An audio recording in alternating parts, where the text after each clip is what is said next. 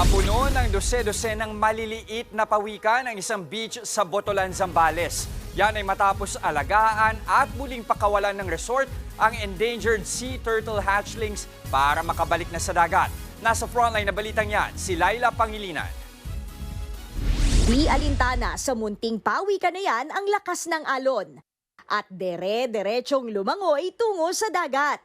Isa lang siya sa 160 hatchlings at latest batch na pinakawala ng Rama Beach Resort sa karagatan sa Botolan, Zambales kaninang umaga.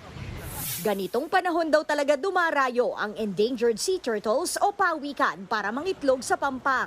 Mula noong huling mga buwan ng 2024, nasa 7,000 itlog daw ang naipon sa beach. At bilang tulong sa pag-preserve ng marine life sa probinsya, iniipon at binabantayan ng Rama Beach Resort ang mga naturang itlog hanggang sa lumabas ang hatchlings at handa na silang bumalik sa dagat.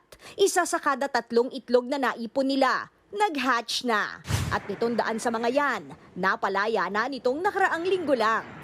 Karaniwang umaabot daw hanggang Marso ang pangingitlog at pagpapalaya sa mga pawikan. Patuloy lang ang trabaho ng Pawikan Eggs and Hatchery ng Rama Beach Resort sa pagbabantay sa mga species na ito.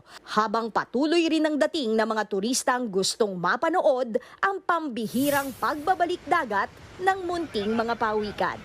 Nagbabalita mula sa Frontline, Laila Pangilinan, News 5. Mga kapatid, Andre Felix po. Iba na ang may alam at may pakialam sa panahon ngayon. Para sa tuloy-tuloy na balitaan sa Frontline kahit weekend, mag-follow at subscribe sa social media pages ng News 5.